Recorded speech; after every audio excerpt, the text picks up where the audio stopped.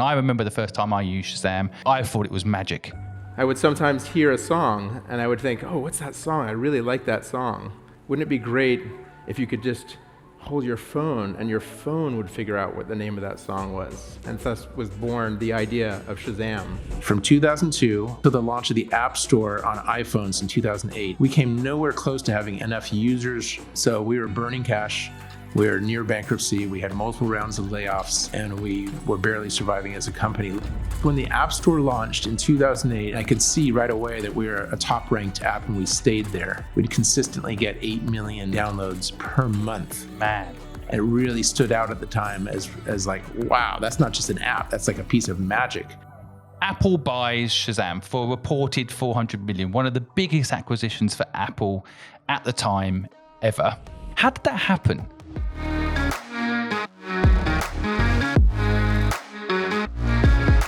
There are 2,755 billionaires in the world, and 2,024 of them are self-made. Let's find out how they did it. Welcome to the Unicorn Podcast. Chris, welcome to the podcast. Thank you so much for taking time out. Perhaps we could start off by you telling the audience a little bit about yourself. Okay, let's see. I grew up in San Diego, California, Southern California. Surfing was my sport that I did every day. But I came to America, or I should say I was born in America, but my parents came to America from Europe. My father's British and my mother's French. So I was born in Chicago. And then I went off, after starting my university years, I went off to live in Northern California near San Francisco. I went to UC Berkeley, which is just across the bridge from San Francisco. And then also had the privilege of living in England for quite a long time. I did, after Berkeley, I went over and did a master's degree in England at Cambridge and had my first job in London and so on. So that was kind of my early years. And then of course, we'll talk about the Shazam experiences. And then post Shazam, I spent many years working in technology, both at Google for 8 years and Dropbox for 4 years. So I was looking through your CV and it kind of blew my mind a little bit, starting out as kind of business development intern at Microsoft and then head of Android business development at Android, head of mobile operations at Dropbox, and of course, founder and original CEO board director at Shazam. And now, of course, your new startup Guard. To tell us about how you kind of went from I guess working for someone else to starting your own business. Was it an obvious, natural thing for you, or did you find it an uncomfortable process? How did it happen? It wasn't part of a plan that I had. The way it happened is I was actually in a career for quite a few years after university called management consulting. So I worked at a couple different management consulting firms, and these were the way they were organized is that in order to get from one level, the sort of junior level, onto the next level, you almost always needed an MBA, and so I applied for MBA programs. And ended up going to UC Berkeley again a second time, this time for my MBA. And it was actually during my MBA that I realized, hold on, instead of going back into consulting with my MBA, maybe I should just start a company instead. That sounds like much more fun. And so the inspiration came from being surrounded by a whole bunch of other MBA students who came from many different backgrounds and all had a large variety of different goals for after the MBA program, some of which wanted to become entrepreneurs and start companies. And when I met some of those folks at the MBA program, that became that sort of turned on the switch light and made me think, oh, this could be the way I want to go. And as I dug deeper, I became more and more interested in the entrepreneurial approach. So tell us the spark for the first business. What was the first business Shazam, or did you have other ideas? And how did it happen? Talk us through those early years. Yeah, so I actually decided first to have some co-founders before even knowing what the business would be. I kind of felt like having a couple people that I thought highly of that would be in this kind of deep in this experience with me would kind of give me more sort of support, I guess, shall we say, especially doing this for the first time. So I started off with a couple co-founders, one of which had been a friend of mine in San Francisco, and he lived in London at the time. And then the second one was another one of the MBA students at UC Berkeley, and he was from Belgium, so he had moved out to the United States for the first time in his life to do his MBA at Berkeley. And so we said, yeah, let's start a business together. And we thought that would be a fun and exciting experience to tackle. But we didn't know what the business would be. And we actually would arrange brainstorming sessions to think about different business ideas. So we'd actually meet up in cafes. There was a summer in my MBA that I did an internship at Microsoft in London. And so I was in London for that. I was also in London to do a semester abroad at London Business School. And during that time, I'd meet up with my friend Diraj at cafes, and we'd sort of brainstorm all kinds of different ideas and write them down, and then sort of bounce them off each other and sort of critique them to see if we thought they had legs. So that was sort of the period of time that we were in this brainstorming mode. I was also thinking about ideas all the time when I would go jogging in Hyde Park or just anywhere I was. I'd be always brainstorming ideas. And the Shazam idea was one that I just came up with and sort of started focusing on in a lot of my spare time. And so I really love this point you're mentioning. I don't want my audience to miss this insight. But basically, there's many people think starting a business is you have a business idea and then you bring people in. But the way you're describing it, I think is actually brilliant, that you just find people you really respect and think could bring value and team up with them to come up with the idea, almost like brainstorm together to make the idea. I think that's brilliant. You don't hear that enough in the startup process world. I think it's really interesting. So you have this idea, Shazam, and so, I mean, of course, it's probably a very expensive idea to make happen. So, but what do you do initially? How do you begin to make this idea in your head real with Dijan? We had this concept, and the concept was like, I always like to say that the breakthrough idea with Shazam was not, hey, let's identify songs, because actually that was something that was being tackled by multiple companies. The breakthrough is that all the companies that were tackling that problem were doing it with known technologies. So they were what known technologies could do was they could monitor radio play, monitor radio stations, and they used different technical approaches for monitoring radio stations. But even the pattern recognition approach of listening to the sound on the radio stations, that problem of pattern recognition was far simpler than what Shazam was going to implement, because you had a limited number of songs playing on the radio and you had nice clean signals coming from radio stations and so on. And keep in mind, by the way, that the user experience for the end user was certainly compromised, because they would have to say, this is the radio station I'm listening to, tell me what song it is. So the breakthrough idea with Shazam, as I said, was not what is that song, but the breakthrough idea of Shazam was, hey, wouldn't it be cool if we could implement that by just capturing the sound that's coming through thin air to the microphone of your phone? What if we can identify that song and implement pattern recognition that can work in just ambient environments with music? And then, of course, those ambient environments would also have noise and other audio challenges that would make this a very difficult problem. And in addition, we would have to search against not just songs played on the radio, which is only around 100,000 or 200,000 songs, but all songs available to people that could be heard in any public environment. And that would be tens of millions of songs. So that was the idea. And it really, I would say that the first thing we realized very early on, that, the thing we have to conquer first, because as an entrepreneur, you always have to prioritize your infinite list of things to do. And what are going to be the things you're going to tackle first? And we knew that what we had to tackle first was finding a genius technologist to basically tell us how to do this. And what we later learned would actually be invent this, because we found out that no one knew how to do this. And in fact, most of the PhDs in the area actually thought it was impossible. So how did you go about finding that person? Yeah, that was like hunting for a needle in a haystack, as they say. We started by identifying what kind of skill set and educational background that person would have. And we concluded it was someone with a PhD in electrical engineering, focused on audio signal processing, and then ideally with a particular interest in music itself. We then found that there were several programs where you would find PhDs that had focused on audio signal processing and specialized in music. And two of the preeminent ones where a lot of them came out of were MIT Media Lab and Stanford had a group called the Center for Computer Research in Music and Acoustics.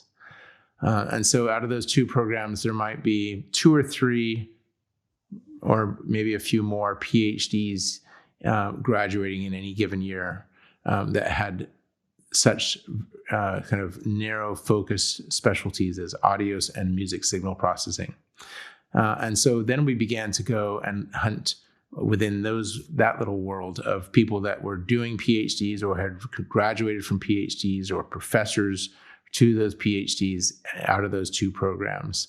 Over a period of recent years at the time, and we began just to set up meetings and start trying to see if we could find a match in terms of someone that had the interest in joining us. And was this person Philip? No, Philip was my co-founder from Belgium. He doesn't have a technical background. He came from a world of financial trading, and then Dheeraj is my other co-founder, also from a business background. So no, the fourth person that we found that came out of the Stanford's group's Center for Computer Research in Music and Acoustics. He has 4 degrees from Stanford, including a PhD in mathematics and electrical engineering, is Avery Wang. And so you interviewed, I guess I'm assuming you interviewed Avery and you realized he could do it. And so how did you bring them on board? How did the partnership structure work? Was it 25% each? Did you there and then agree structure? How did you get that person on board? A lot of people listening would love to get a quality technical person on board to help their business. How did you do it? Yeah, so once we felt we met with Avery. We felt like a real connection there, and he really, I think he was excited about the opportunity, although he was not sure, if he would be able to technically achieve this invention. But he was excited to at least embrace it and give it a try. So he became the fourth co-founder once he agreed to join, and so now we had 4 co-founders to embark on this company that, by the way, had no funding at that time. So, in fact, we hadn't even legally incorporated the company at that time. And so we embarked on those initial things to legally incorporate the company, as well as to invent the algorithms and file the patents and so on, to create this invention of music recognition with ambient sound and noisy environments.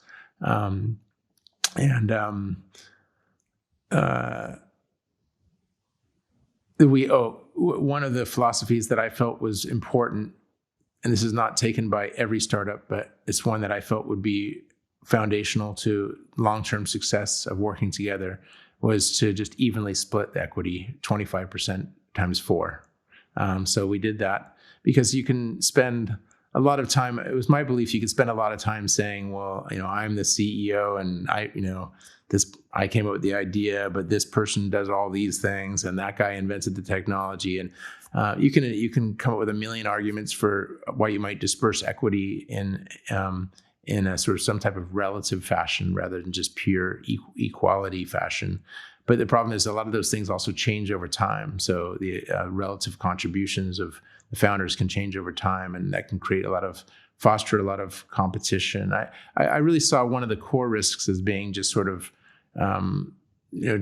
some type of lack of unity between the co-founders, and I wanted to just create complete unity where we were all in this together.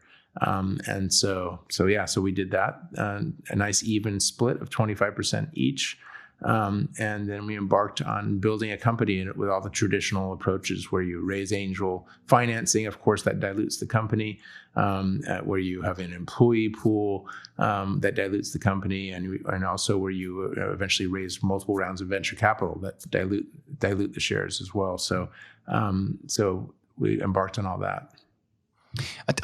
I want to talk about the fundraising in a second because you reportedly raised 140 million in venture capital. But just before we go there, I just want to go back a step. Just wait 1 second. I don't want the audience to miss something I think is really, really interesting and I think a brilliant philosophy. You didn't even have the business incorporated, but you were sharing the idea. So many people listening, I know they have an idea and they're scared to share it, right? But you did, and that's partly, I think, what made it happen. Second thing I think you did that I don't want people to miss is this concept that just because you invented or you came up with the idea that you should be therefore the 51% shareholder, and I know that seems to be the popular thing conceptually these days, but I think what you did is really smart.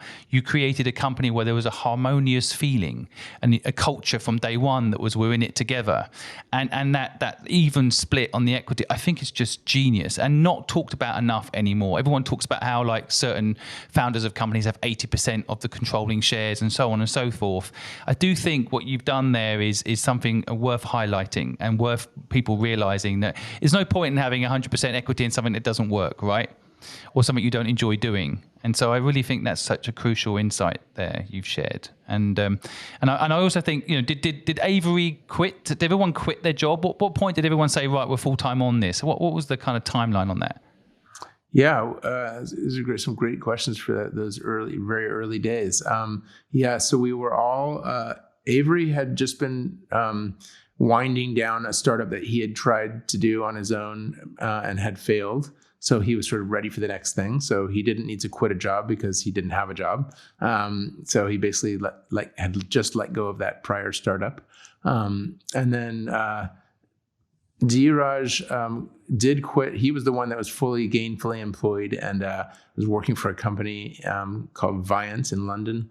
And he did quit that job. The timing may not have been exact, so it might have been, I can't recall exactly, but it might have been a few months after we embarked.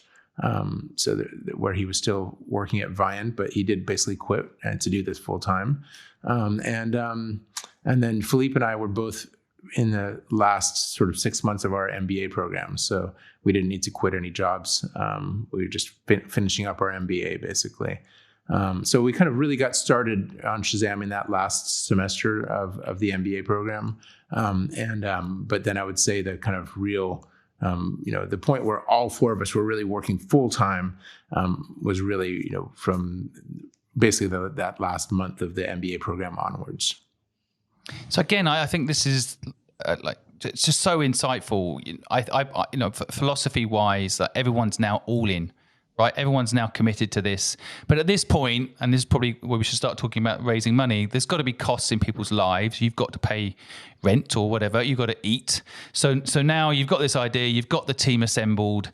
There's two things I guess I want the audience to understand about your journey. One, did you allocate everybody a particular job role? How did you divide up what had to get done? And two, let's get into the fundraising bit because I'm really fascinated in how this worked. Okay. So in terms of allocating jobs,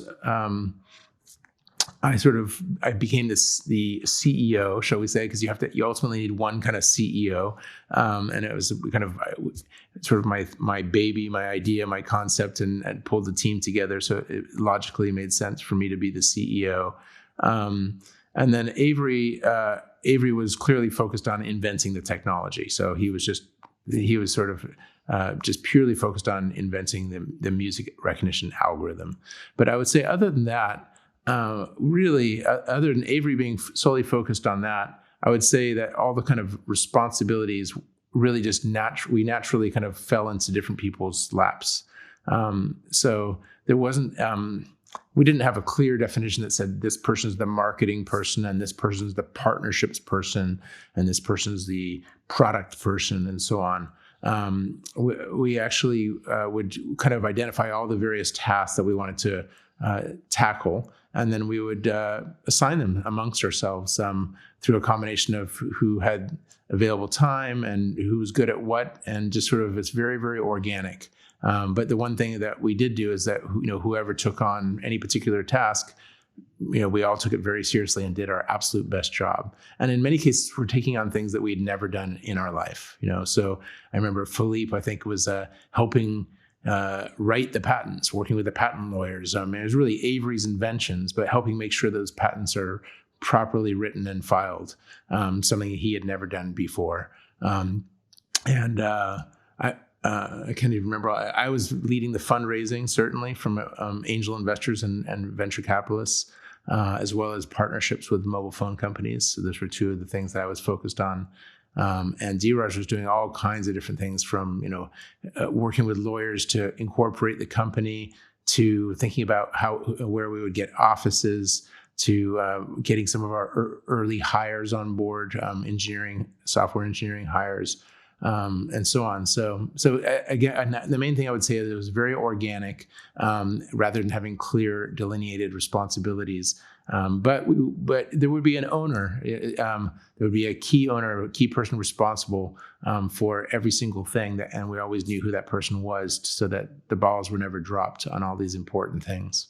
Again, I think today the way people are kind of taught how to build a company, when I see it out there, it's almost like, okay, you need a marketing person, someone specialist in marketing, all right, and now you need a legal person, and they build it based on job title. That seems to be the trend now. And what I really like about this insight is that you built it based on culture, really. That kind of, you knew each other, you liked each other, it was fun to work with each other, and you were responsible, smart people that could learn anything. So then you would go and see what needs to get done and take responsibility for those things, which I think has got lost in startup world a little bit now. Do you think that's true, or am I just seeing it in my own bubble?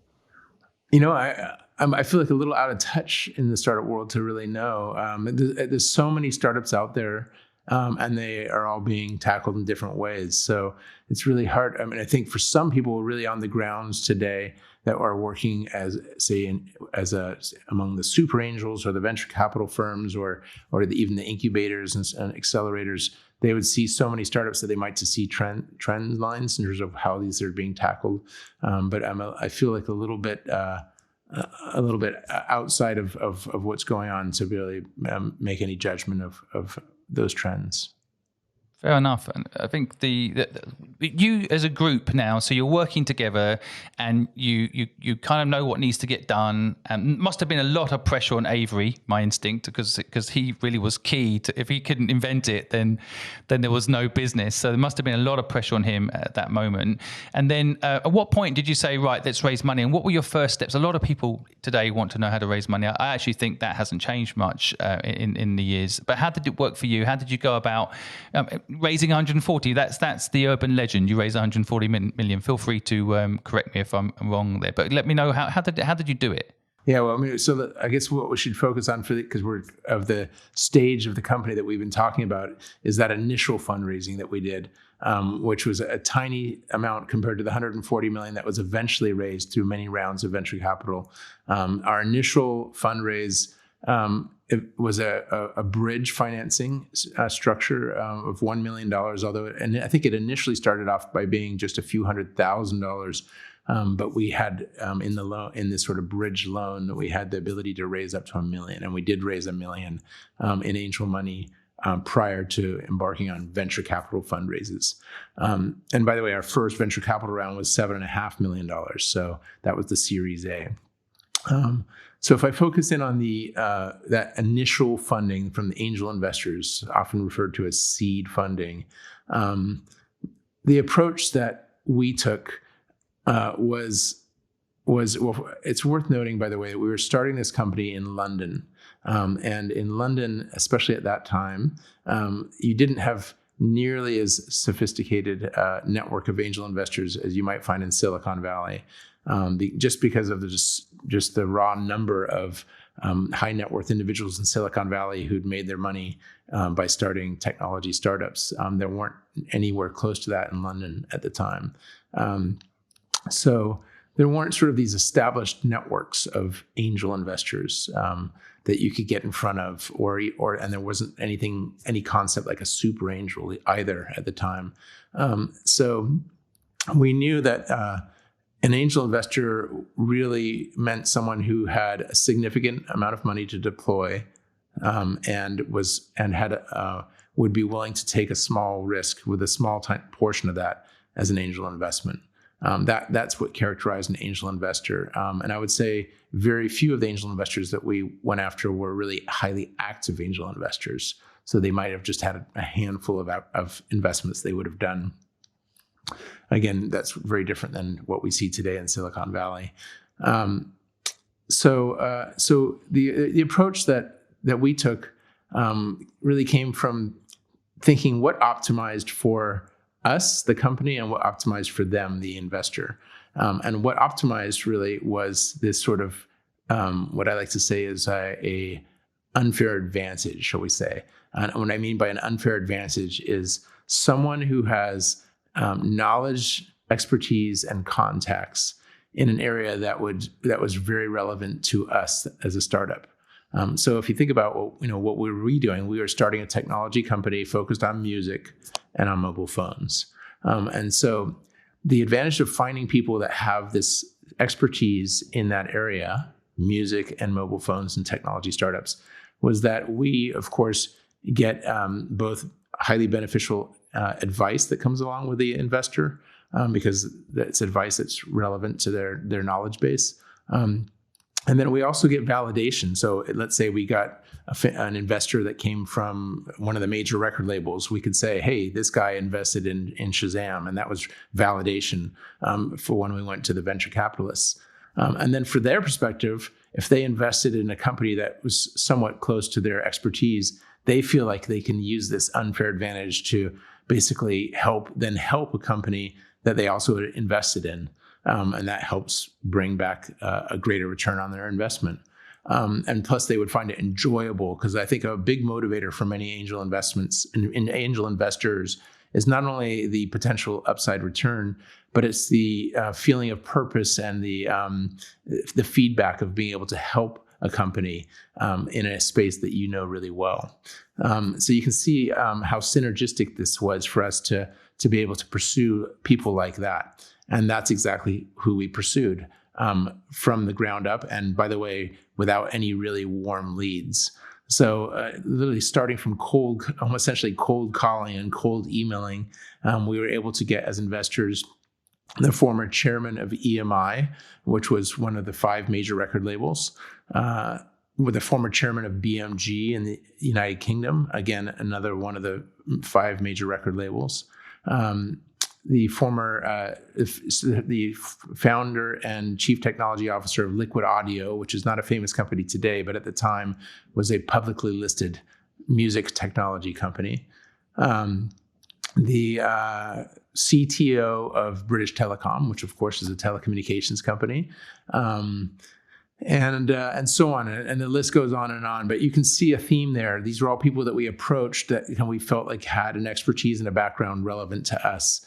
And for all the reasons I just mentioned, it benefited us. It gave us validation. We could say these people were our investors. It gave us advice from people that had expertise in that were in areas relevant to our business. And it gave them the feeling that they could give feedback and guidance to us that was relevant to their expertise and background, and therefore give an unfair advantage to their own investments. And then finally, you can see that when they saw our business plan and presentation, the chance that it would really connect with them as an investment was higher, because they understood music and the music consumer, and mobile in some cases.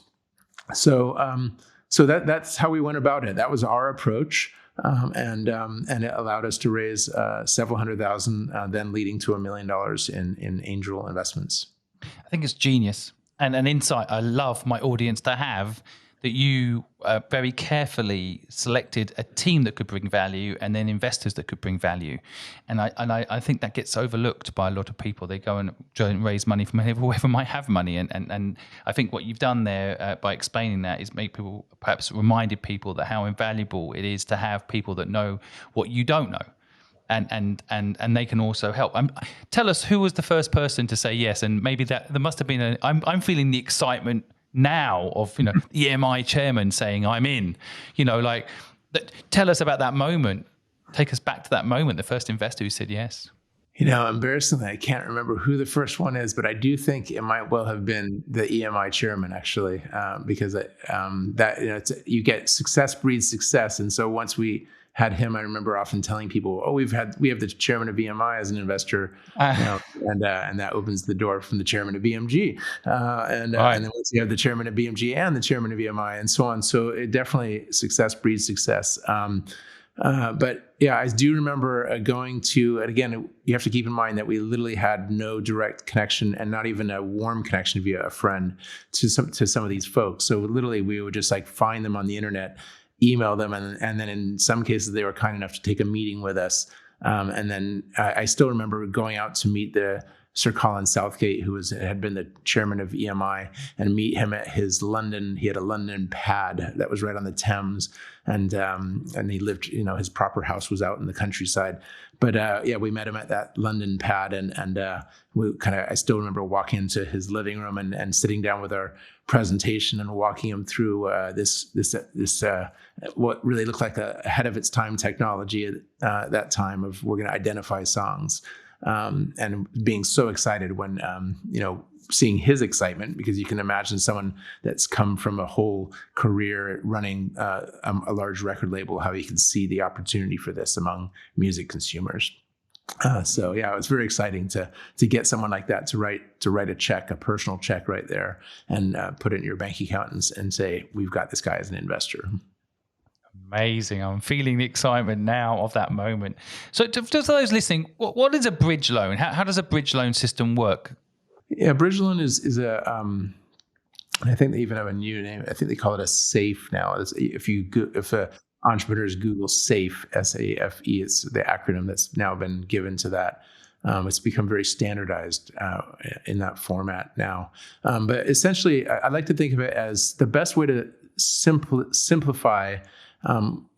It's a form of raising financing, because of course, if you raise money, you have to somehow paper that or document it and create some paperwork around the fact that someone has given you money as an entrepreneur, and that paperwork has to make them feel like they're going to now own a share of your company, because that's why they're investing. But the advantages of a bridge loan or a SAFE, as compared to the more mature forms of documenting an investment, which would be an actual share, subscription agreement to actually allocating equity shares to the investors, is that it's far simpler to put in place a bridge loan or a SAFE. It's because it's just a very, very simple loan agreement. So the paperwork is very simple. Whereas the full subscription agreement for equity, you could easily spend $50,000 to $100,000 on legal fees putting that together, which you don't really want to do when you're an angel, raising that seed stage round. That might be a good chunk of your entire round. So that's one thing. The second thing is, the part of the reason that's so simple to put in place is that there's almost nothing to negotiate. You're literally, it's the headline terms from the perspective of the investor is simply that they're putting in this much money and they're going to get, it's going to convert to equity in the future once you raise a proper venture round at probably some discount. So they're getting some advantage by investing today. So what they're really basically, what the investor is thinking is that they're going to get the same terms as the first venture capital investor gets. Because that's when all the real details are going to get worked out around liquidation preferences and anti-dilution clauses and all the very complicated things that get negotiated in a proper financing round. So what the early stage investor, by joining a bridge loan, is really accepting is that they're going to get the same terms that some very sophisticated venture capital investor will negotiate in the future. But the one advantage they're going to get is some discount, like say, for example, 20% discount. And so they get their price they're paying is, let's say, 20% cheaper than what the venture capital investor ends up paying for those preferred shares. So that's basically the best way to think about it. So it's a super simple, fast way and a very economical way to get money into your company with headline terms that are acceptable to angel investors, because they know they're getting the discount and they're getting whatever the terms may be that will be negotiated in the future by the sophisticated venture capital investor. basically for the listeners, it also means you're saying basically they don't have to worry about trying to guess the valuation. There's no friction between you and the investor because there is no discussion about that. I mean, you can predict what you think it could be worth, but you don't have to have an argument almost about that. You can say, look, when as you're saying, the sophisticated investors come in. No offense to the angels, but when the sophisticated investors come in later, like the Series A, you got a 7.5 million later. That's the valuation fix, and they'll get a 20% discount on that for coming in early and supporting early. That's correct. Which I think a lot of people don't understand this thing. And as you say, it's standardized now. This feels like it was a bit ahead of its time 20 years ago, though, you doing this. People did it. It just hadn't become as mainstream as today. I mean, now there's this SAFE. I think the SAFE is a sort of a standard document that a lot of people use, but there were definitely entrepreneurs that were doing it back then. The one concept that I don't think existed back then that is much more common now is the concept of a cap. So that okay, so you may think, well, I don't know what valuation we're agreeing, but it just protects the investor should the valuation go astronomically high, and then they kind of didn't really get a very good deal for investing in that very early stage when there was a lot of risk. So I don't think we had a cap, but I think nowadays it'd be very common if I were to, a couple of angel investments I have done, it seems to be very common that you have some type of cap. So you're saying we don't know what the valuation is today, but at a minute, it's not going to be higher than X. So whatever, pick some number, 5, 10, 15 million, or whatever it is. Becomes the cap, so that that even if the venture round ends up valuing you at 100 million, you at the angel investor got in at 10 million of valuation, if there's a cap that's agreed. But you didn't have that back then. No. Yeah. So, I mean, because as you said, it was early days because this was the year 2000 when we were doing this. And so, yeah, I think the concept of a cap, I wasn't even aware of at that time because, as you said, it was definitely early days in terms of those types of structures. So yours did, without getting technical on the numbers side, but yours was a bridge. You mentioned around 200,000 up to $1 million, but then Series A was 7.5. So that there was probably I'm gonna say a lower percentage of equity for those early investors because the round was probably quite high, right? I mean, 7.5 sounds quite high for Series A back in those days. Yeah, just doing the numbers roughly, let's just say $1 million of angel money, but let's say got a 20% discount. So you could argue that at the venture round, it bought in, 1.2 million worth of equity. And I'm just, I don't know if I'm getting all the mathematics right here, but and then there's the other additional 7.5 million that's coming in from the venture capitalists. So that brings you up to about close to 9 million in total capital that's being recognized as being coming in from investors. And then, of course, you have a valuation and post-money valuation and dilution that is typically in the range of the venture capital round is usually considered, it's quite common to be in the 25 to 35% dilution for the company, not including the employee pool and so on. Yeah. Well, I mean, I think someone listening will probably do the maths for us and put it in a comment down below. I'd be quite interested to see how that played out. But I want to get on to, 2018, 18 years later, which a lot of people think Shazam was overnight, of course. And I know, you talk a lot about persistence, but 18 years, you sell it to Apple for a reported speculative, I guess, at 400 million. I know that's out there on the internet as that. But just before we get on to that, just before we get on to the how did it happen with Apple, I don't want to skip 18 years. I just want to finalize these early years. And so, when you said, right, okay, we've got the bridging money, when did you know that this invention, Avery was able to do it was going to work? What in that life cycle, was it like the first 6 months? Was it, when did you know that your idea that you had that day with D-Raj, you knew now it was going to happen? Was there a moment? Well, it depends how you define going to happen. So do you mean that it would be technically feasible, or do you mean it would be technically feasible and someone would be able to use it on their phone, and consumer, so a live production? Or do you mean that it would become like broadly mainstream and widely recognized by millions of people around the world like it is today? Which of those three? I love that last line. When did you know it would be widely used by millions of people? I'll go with that. That one wasn't until the App Store launched in 2008. So for eight years after starting the company. Because, I guess I just may as well answer all three for you. So, the point where I knew that, the point where I felt incredibly confident that we were going to make it work technically, because you can invent something, but you don't know if it's actually going to work at scale sometimes. But the point where we invented an algorithm that I felt very confident would work, and obviously we were so confident we were able to translate that confidence over to the venture capital investors that were writing a $7.5 million check. That would have been, the summer.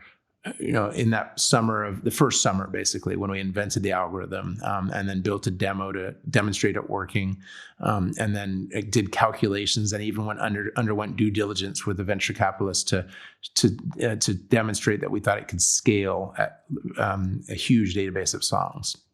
So that's that first summer, going into the full 12-month period that it took to raise the venture capital money. The second part of, can we actually commercially deploy this so that people you'll actually have real users out there using it? I mean, it took us a year then with the venture capital money to build that out, and launch it commercially, to the public. Our first market being the UK. And there was definitely unknowns along that period of time. It's like, will the mobile operator, at the time we needed mobile operators to partner with us for the early version of our service, which was pre-apps. So will these huge behemoth companies like British Telecom, O2, Orange, T-Mobile, Vodafone, will they partner with this little dinky little startup, and integrate with us to allow us to offer this service? Will that work? Will we get all the music database that we need? Will we get all the technical pieces working? So I felt confident about it all, but none of it was easy. So that was an additional year out. So at the time of our launch in summer of 2002, that's when we knew, okay, we now have a commercial service anyone in the UK can use, and we've done it. But unfortunately, that wasn't anywhere close enough to prove that we could be a viable business, because we had so few users. So then we had to wait, and this is what I like to talk about sometimes when I give talks, is that we had to wait a period of 6 years from 2002, which was our commercial launch in the UK, until the launch of the App Store on iPhones in 2008. And during those 6 years, we came nowhere close to having enough users, or a meaningful number of users or usage to become a viable business, ongoing entity that could generate enough cash and revenue to sustain its own livelihood. So we were burning cash. We were near bankruptcy. We had multiple rounds of layoffs, and we were barely surviving as a company, looking for any avenue to, bring in some revenue and help pay the bills, for that whole 6-year period. It's amazing to me we actually survived 6 years, because it's a long time to survive when you're burning cash and don't even have a line of sight in terms of what's going to save you. So it's when the App Store launched in 2008, and that's the point that I think really answers your question, because that's the point when we were there. We had been hand-selected as one of the apps that would be in the initial launch of the App Store by Apple. And there we were. And immediately when they launched, it was sort of a meritocracy of apps, where apps would get downloaded, and whichever apps were downloaded the most frequently were the ones that would get ranked more highly in their app store. And I could see right away that we were a top ranked app, and we stayed there. And I was hearing verbal feedback even from people that I worked with at Google at the time that, oh, wow, we love this thing. It's an app that identifies songs. It's like magic. It really stood out from many of the other apps where you would just do something functional, maybe play a game or turn on a flashlight or whatever it may be. But then there was this one app that would identify the sound in the room and tell you what song it was. And it really stood out at the time as like, wow, that's not just an app. That's like a piece of magic. And that's the time when I have to admit I was addicted to going and checking that App Store rankings. I would look at it every night. I'm like, where are we now? What number are we now?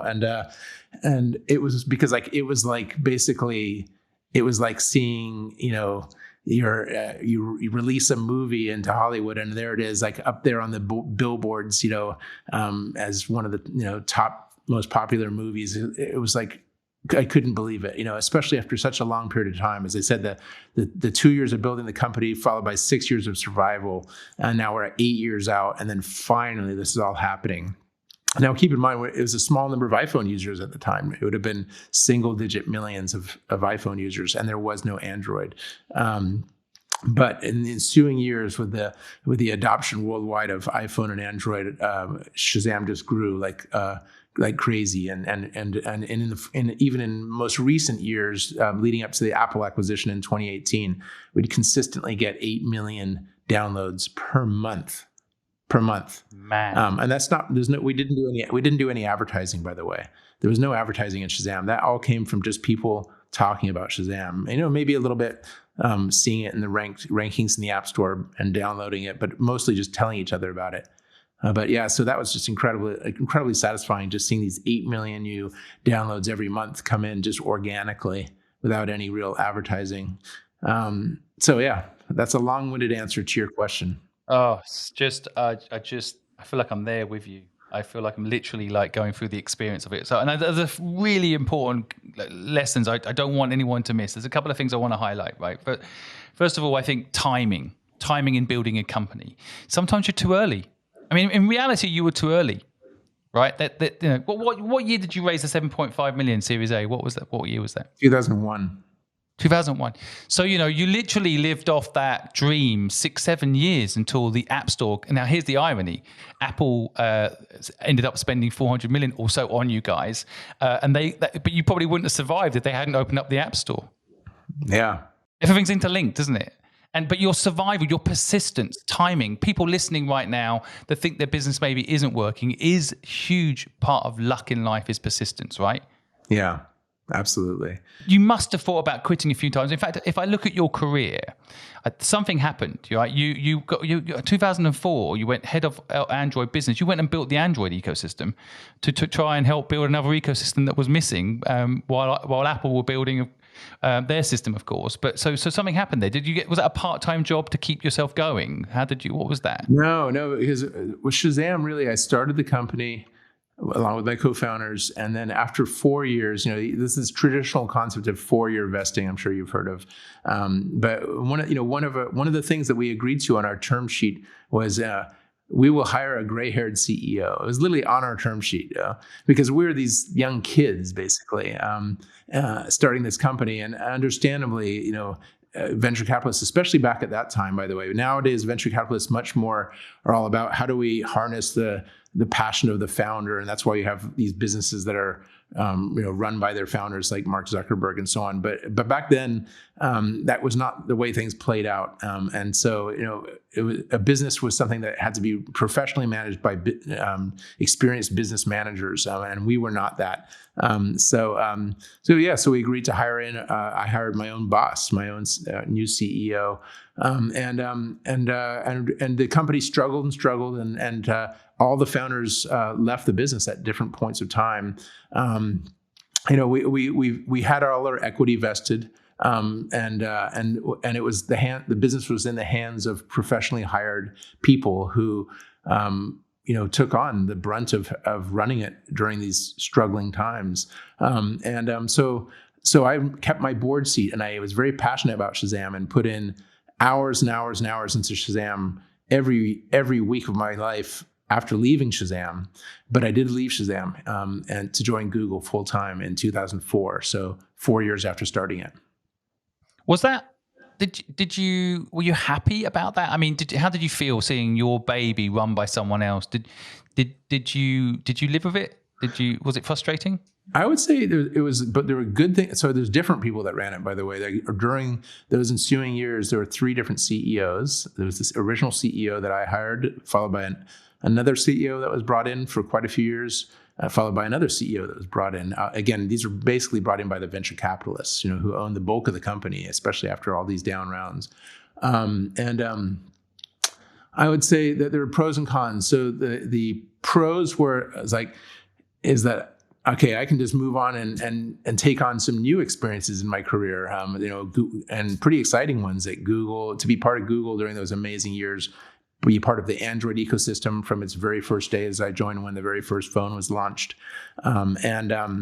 and go to Dropbox when it was just 100 people, and eventually became a public company with a couple thousand people. So those were great experiences. So I had the opportunity to go pursue those while still having my hand in the pie of Shazam, because I had all my equity vested, and I was a board member, and I would fly across the world to the board meetings every other month, and still be able to give my guidance and my thoughts. So from that perspective, it was wonderful. And then, but as you said, it's not without its frustrations, because there's definitely many times when I would think, oh, wait, hold on, the CEO is doing this or they're not doing that. And those were things I thought could risk the livelihood of the business. And I could probably spend an hour with you walking through all the different examples of things where I was like really worried that they were making a bad decision. And I would actually end up spending even more of my time having to convince them to do certain things that I felt were important to the business. So that would be the frustrating side of it. But overall, I would say it was win-win, and we had some talented CEOs. Again, it's an interesting one, because I personally meet a lot of people that they're the reason their business isn't growing. They kind of made themselves a center of it all. And they don't want to bring in. They're specialists, but they don't want to. They're a generalist, but they don't release things that have got more complicated to specialists. And the other side, I also see people that have maybe walked away from the business when they were key to ensuring it would continue its culture and continue its trajectory to success. So it's a difficult balance, but I do love the way you've explained it, having that experience for yourself. And I'm pretty sure, you being at Android in the early days and being at Dropbox in the early days perhaps helped Shazam, that experience of what you were learning there. But I see a gap. 2016, of course, the company was sold in 2018. There's a 2-year gap there. Did you go back? Did you get involved, or what happened? I'm sorry. So 2016, 2011, 2016, you're head of mobile operations, business development at Dropbox. But of course, Shazam didn't get sold till 2018. What did you do between 2016 and 2018? Okay. Well, really, ever since 2016, from 2016 onwards, I had left what was 12 years in Silicon Valley technology industry, 8 years at Google and 4 years at Dropbox. Although the Shazam acquisition had not happened until a couple years later, I kind of anticipated it was coming around the corner. We were at a stage of the company where the momentum, the revenue, just where we were and our trajectory, I felt confident we'd get to an exit. And I just kind of decided to kind of be my own boss for a while, and I continued to be involved in the Shazam board, but I also began just spending my time the way I wanted to spend it. And that includes right now, it's been my focus area to kind of incubate a new startup at a very, very slow rate. I'm not trying to rush it, and I'm taking a very different approach than I did with Shazam in terms of raising money and burning through cash and trying to hit milestones all in a very certain period of time. And so I've done that. I've also done professional speaking. So I've done a couple different things since 2016. So your new startup I want to get onto in a minute, Guard. Can you tell us what it is, or if you tell us you have to kill us, is it like that? What are you trying to achieve there? Yeah, so I had so there are several things I wanted to achieve. I like to say there are ingredients to how I came about picking this particular business. So one ingredient is that I wanted it to be mission driven or impact driven. So I wanted it to be more about how it would help the world, and less focused on is it going to be a hugely lucrative, financially successful business. I want it to be a viable business, by the way, and of course I want it to be be a financial success. But I'm not trying to build $1 billion company. That's far from my areas of interest. So this particular one is preventing drowning in swimming pools using computer vision. And I should mention that kind of brings you to some of the other ingredients. I wanted it to involve cutting edge disruptive technologies. And one of the hot areas now is, of course, computer vision, artificial intelligence. And that's one of the core ingredients into Guard, is leveraging that new, all the new capabilities that have been brought by advancements in artificial intelligence and computer vision. I wanted it to be a small business, so not a huge industry. So something that is not really of interest to Google and Facebook and Amazon, and frankly, it's probably not even of interest to many venture capitalists, because again, the upside, the market size, the market opportunity is just not big enough. So this is one that the investment that will come in for it eventually, it might come from high net worth individuals that have a desire to have some type of impact driven investments and so on. And then I wanted to, and then finally I want to kind of go at I don't want it to be about go, must capture the whole market so we can win in 2 years and all this stuff. I mean, it's just too much stress, and it's sort of, you either win or you fail very quickly. And I wanted it to be kind of incubated sort of over time and tackle different risks over time, just thoughtfully. And so that's how I've been going about it. That's how Guard fits into kind of the ingredients of what I wanted my next business to be. And as I said, I just sort of am bootstrapping it now. At some point I will probably raise some money, because it will need some money for sure. It will require more money than I'm willing to invest in it. And I'll have to go to sort of individual or impact investors for that money. And then at that time, I might well even hire a sort of a full-time CEO to run the show, because I kind of want to build up sort of the core, but I kind of feel like I enjoy the sort of being off to the side a little bit in terms of running the show.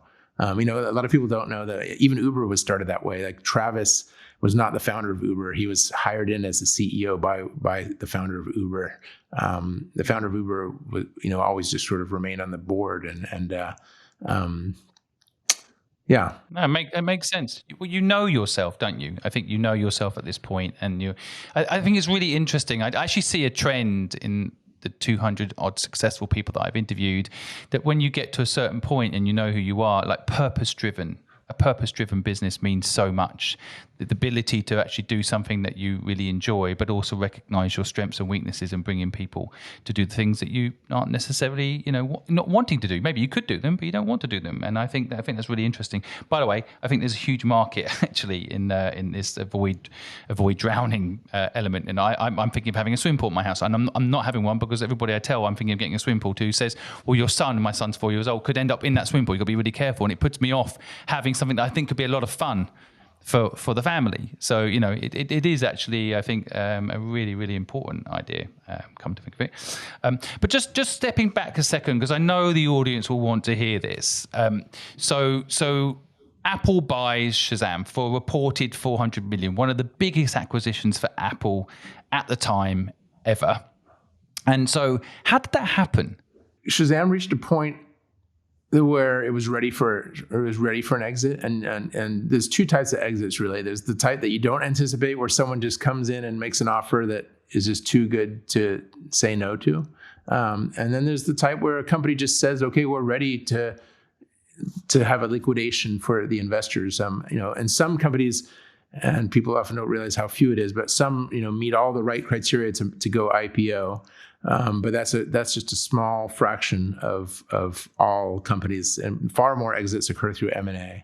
And so in the mergers and acquisition process, it's often a very kind of thoughtfully approached process where you engage with investment bankers, and depending on which size company you are, they could be different. There's little boutique firms and bigger firms. Shazam was big enough to be able to work with the number one ranked internet guy over at Goldman, and so we were very lucky. We got to work with some excellent bankers, and that are highly specialized in selling companies, and so they already have relationships with, and they know how to pitch your company to the big buyers, right? And the big buyers are obvious, right? Big tech companies that we all know. And then you go through a whole process. It's it's been done many times before, where you go through due diligence with interested buyers and open up data archives to them and so on. And then you kind of identify who are serious, and you end up in sort of a bidding process until someone basically finds a match with you and a price, and then you agree terms and close the deal. So that's what happened. And for us, the buyer ended up being Apple. And often it's also worth mentioning that I think a lot of successful acquisitions come from relationships that have already been formed. And so Shazam already had years and years of history of very close relationship with Apple. And we were I think it was the number one affiliate for iTunes back in the day when iTunes was, iTunes was the predecessor to Apple Music and Spotify, right? When digital music wasn't streaming, it was downloads. But yeah, Shazam drove about, in the heyday of downloads, Shazam would drive about $300 million a year worth of iTunes downloads. So that's people Shazamming songs and then saying, "Oh, I'd like to download this to my iPhone," if they're an iPhone user, and then clicking download and then buying the song. And so there was an affiliate relationship around that.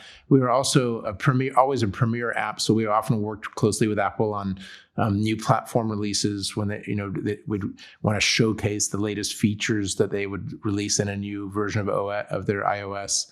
And we also had a commercial partnership with them where we powered music recognition for Siri. So if you use Siri to identify a song, that was really Shazam in the background doing that. So there's a bunch of things we had been doing with Apple. So they already knew who we were and how we complemented many of the things in their business.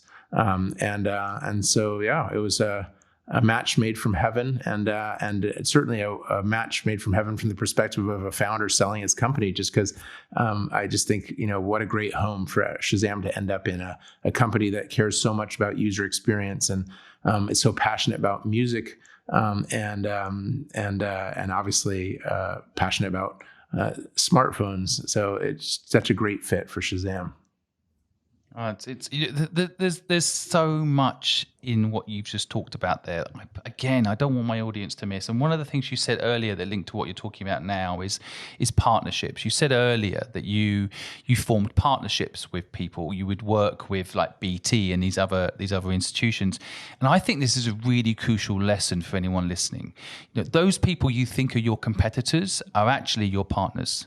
You think they're your competitors, they're actually your partners. And so many people talk to us about how they don't want to share their idea with X because X will copy them. And 9 times out of 10, those big companies can't do what you've done. They would rather work with someone. I had the same experience. I partnered up with PwC, PricewaterhouseCoopers, on my last company, and they ended up buying that company. And so they could have done, if they'd spent 2 years, 3 years doing it, they could have copied it. But most of the time, it's people that make these things work, right? So I think it's a really important lesson you've shown there from like your early days of partnering with people to even your acquisition later. Your biggest, I guess, partner ended up buying you. It's such a valuable lesson that gets missed. So thank you for highlighting it. Sure. And just to finalize, just to kind of, final kind of thing I want the audience to learn from you. I would say, so you sold the company. I could probably do on the back of the envelope how much money you ended up making, but it doesn't matter. You created history. You created literally a piece of history that will never be forgotten. I remember the first time I used Shazam, and I'll never forget the restaurant I was in. I thought it was magic. You've created history being a part of that. And then the process of which you built the company and did other things at the same time, it's a real story, and I really, really admire you and admire it. But I think one of the things I'd really be interested in, because everyone's dream is to build up a company and sell it. But what's it like after you've sold it and now you're building Guard? I don't know how long it took you to come up with Guard. I don't know if you followed the same process of brainstorming with people you like, but what was it like after the sale? Tell people about that for a moment. So it's worth mentioning that all the way until Shazam was bought, I was obsessed with it. Like even though I left the company on a full-time basis in 2004, the period from 2004 to 2018, 14 years, I was obsessed with it. I would work on it on weekends. You'd find me in a cafe in San Francisco, spending the entire days working on Shazam stuff. No one's assigning me this stuff, by the way. It's self-assigned because I had no responsibilities. But I was like researching things, connecting with people, constantly trying to find ways to improve it, and across many fronts, many different angles of the business. And that was fun. I really enjoyed all that and that obsession, but also I was able to let go of it all finally when Apple bought it. Because at that point it was like, okay, now Apple owns this baby and I'm letting go of it. And I haven't spent any time on Shazam at all since Apple acquired it. And I would say from that perspective, it's both. I mean, on one hand, it's, you're handing something off, so you're saying goodbye, but it's also nice. I mean, it's like almost like graduating from university or whatever it may be. It's a real point of finale. So I'd say it's very satisfying, and especially knowing you realize with these companies that there's ups and there's downs, and it's so hard to predict, and so it doesn't matter how successful you are, you could be hitting really hard times and become irrelevant one day. So it's nice this sort of clinches the deal when you have this sort of exit and acquisition.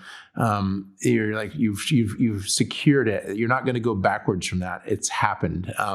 And that's a nice feeling, because there's I think fear and anxiety is an integral part of every entrepreneur's experience, and that's just natural. You should have that. It's a motivator for entrepreneurs. It's normal to have, and it's natural, and it leads to even in many cases those entrepreneurs becoming even better at what they do and having better outcomes. But it's also it takes a toll on you, all that fear and anxiety over time, and so it's nice to just have a finale and be like, okay, this thing is out there, it succeeded. So that kind of conclusion was very satisfying. And then to have the financial outcome was definitely a satisfying thing. I mean, it was not as big as one might think because of all the dilution rounds that occurred over many years. There's a lot of dilution, and dilution, if you're familiar with the dynamics of financing rounds and dilution terms, liquidation preference terms, and all these things, and dilution compounded on dilution, especially in down rounds, you can end up with a lot of dilution and very little equity. Anyway, there have been companies like that have been sold for billions of dollars where the founders made nothing. So you'd be surprised at how things can play out. But I would say that I was satisfied with, I had a nice outcome. It doesn't mean I'm going to be living on a yacht for the rest of my life, but it's good enough that for me, it buys me the thing that I value the most, which is the freedom to choose where I spend my time. And that is, to me, invaluable. I mean, it's just the most wonderful thing, to be able to, pick and choose. This is, I would like to work on this little startup that is going to have positive impact on the world and hopefully save a life every week or every month, and measure it. And that's how I want to spend it. And I want to put this much time into it and not be under it. But if it doesn't succeed, it's not going to bankrupt me. To be able to tackle things in that way is an incredible luxury. And I have appreciation for that luxury, having not been there for so long. So I would say, that's something I'm very thankful for as an outcome as well. Again, I think there's a lesson, such an important lesson there. If you're doing what you love every day and you've got the freedom to do that, you're successful. That's kind of what I take from that. That's how I feel too. So, you don't have to necessarily have hundreds of millions in the bank. I mean, I know plenty of people have got hundreds of millions in the bank and they're not happy, but you've got that freedom to do what you love. So, but circling back, why Guard? How did Guard happen in your mind? Why are you now putting your that love, that obsession of doing things into this? Yeah, and it's not the only one. By the way, there's I like to think of it as sort of split. I have different projects that I'm interested in. That's one, and then I'm doing this sort of professional speaking thing I mentioned, which because I enjoy kind of inspiring audiences, and it's a means of making a living. And then I have some other sort of ideas of things I'd like to spend some time on. So I think the ADHD side of me and the entrepreneur in me likes to be involved in several things at the same time. But Guard, as I said, it kind of met those ingredients of what I was looking for a startup that I went through earlier with you, and being impact-driven, saving lives, disruptive, cutting-edge technology that happens to be computer vision, artificial intelligence, small business that doesn't have lots of big goals tied to it with all kinds of pressure. We must raise this much money and exit for $1 billion, otherwise it's all over, kind of thing. So it had all those ingredients, and because of those ingredients, it resonated with me, and I feel passionate about it. I love the idea of building an amazing product experience that can save a life. And it can be really meaningful to people. Fortunately, I don't know anyone who's drowned, but I have grown up around water a lot of my life, from swim team in my school years to being a surfer in the waves in my high school years to and then having a son who would spend a lot of time around pools and at his mom's pool and so on, and realizing, oh wow, as you said with your 4-year-old, it's like I think of a pool as like a bottomless fiery pit from the perspective of the wrong person, which is someone that doesn't swim adequately, and it's a real risk, and it's drowning doesn't happen in the way is portrayed in movies where someone's like splashing their arms and screaming for help. And it's actually a silent experience where the person goes under the water. And so you could be only a few yards away and not realize it's happening. So I think it just seems like it's something that we should have. And a lot of the best computer vision and technology that's, a lot of the companies that are employing these new artificial intelligence and computer vision understandably go for the biggest markets. And most of the markets are going after, whether it's facial recognition for Facebook social networking or self-driving cars. They're huge markets, and they're less likely to go spend those very limited resources on something as small as this. So, so that's how I chose it, and it sort of resonates with myself and my passions. Really, Chris, I admire you so much. I think what you're talking about there also, I hope it inspires people who are listening that it's not necessarily about market size and building $1 billion company. It is literally applying what you know and saving one life, and that's a legacy. I think you're building a legacy with your speaking, and teaching and learning, as you are doing here today, giving your time to share with people who are listening, along with something like Guard. It's really admirable and amazing that you're doing that. I've got one last question as we wrap up the podcast. One last question I want to ask you. In 2000, when you started Shazam, how old were you? Let's see. I was in my late 20s when I was starting Shazam. Late 20s, yeah. Okay. So if you went back to yourself at the beginning of Shazam and you were to give one bit of advice, what would it be now reflecting?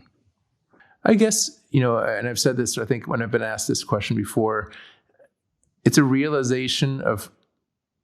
better realization of how important early revenues are as an entrepreneur. Because I like to say, I have one slide I created in one of my presentations that I use when I talk to entrepreneurs it shows a scuba divers under the ocean with their tanks, and you as soon as you look at those pictures, they're beautiful, right? They're under the water looking at the coral reefs and the fish, but in that tank is like an hour's worth of oxygen. And that's very comparable to what the situation is like for an entrepreneur with funding.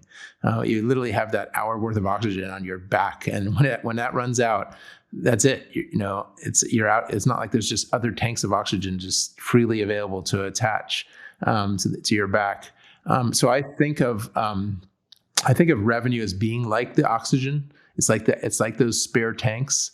Because when you have revenue, that is like funding. It's paying the bills, and it's what keeps you alive. So that, because if there's one certainty in life, it's that things take longer than you expect. Ask anyone that's remodeled a house or built a business. It's just always ends up taking longer than you expect. You hit different hurdles you didn't expect, unknown things that happen. Whatever it is, and so you just need that extra runway, a lot of extra runway in some cases, and so And so if things are going gangbusters, then sure, money will be thrown at you by investors, but it's not always the case that things are going gangbusters. And so that's why that early revenue is like the oxygen. So how do you address that? How would I have addressed it? Is just putting a higher priority on building out what it takes to get that early revenue. And in the case of Shazam, it ended up being, we built a B2B offering where we monitored thousands of radio stations for companies that needed thousands of radio stations to be monitored. It had absolutely nothing to do with my vision, my grand vision of as a consumer app to identify songs, but it did leverage the technology that we had built of music recognition. It required a huge diversion of resources away from what we were focused on, but it did bring in early revenue, and it actually did help save the company. It actually keep the company alive in the 6-year period I mentioned of survival, but we didn't do it early enough. We should have done it even earlier, and that would have been my biggest advice is make it a higher priority from day one out of the gate for the business. And if I had realized how important it was to get that early revenue, even if it meant delaying my main vision a little bit by 6 months or a year and a half, I think that would have been a better route to have taken. And people often don't realize how successful this route can be. I mean, one example I give is that Google, in its early days, what allowed Google to survive in those early days? They were getting one big check each year, and it was from Yahoo, because Google was running search for Yahoo, and that's what Google's early revenue was. And then that helped pay the bills as it built Google.com, that later became its own business. And the primary business, obviously. There are other examples of people doing that. But as I said, when you're the Google, you don't think your number one priority is to build a search capability for Yahoo, but it is if it brings in some revenue. So anyway, that would be the thing I think that, because the reason it's such an important piece of advice is that entrepreneurs tend to want to build what their vision is. Whatever your grand vision is, that's what you want to focus on. And that means not doing some of these things that might bring in the early revenue. And so that's where you have to remind yourself, yes, but the early revenue becomes, if it's repetitive, repeating revenue, becomes the oxygen that keeps you alive while you can actually pursue your core vision and dream. Such good advice. I built 19 companies and a lot of them failed because I didn't hear this advice when I was younger. And actually, I had the wrong investors in one business who told me going after revenue that wasn't core to the main business was a distraction and a mistake. Mm-hmm. And that was a mistake to listen to those investors, because what you're talking about, we went and got revenue. We wouldn't have needed more investors. We wouldn't have needed more oxygen. We would have had our own oxygen tanks. And so it's such good advice for people listening. It's I was like the Airbnb story, how they sold Obama reels, right? I mean, they created little revenue streams here and there to pay for the website that wasn't making any money yet, to survive. And so it's so crucial. And by the way, it's probably another application for Guard. If you can scan those companies that don't realize they're about to run out of oxygen in the water they're in, that would be a pretty valuable business. But anyway, absolute pleasure talking to you, Chris. Again, I'm going to say it one more time. I'm in awe of your insights, story, history, what you're working on now, and thank you. Thank you for sharing so much today, and I personally really enjoyed it. I'm sure my audience have done too. And you can follow Chris in the notes below. You can go listen to his past keynote speeches. You can follow him on Guard and watch what he's about to do there. And Chris, thank you so much again for joining us today. Thanks for having me. I appreciate it, Simon. I hope you found today's podcast both inspiring and useful. And if you need more help, visit purposefulproject.com, where all the resources to help you start and grow a business are free.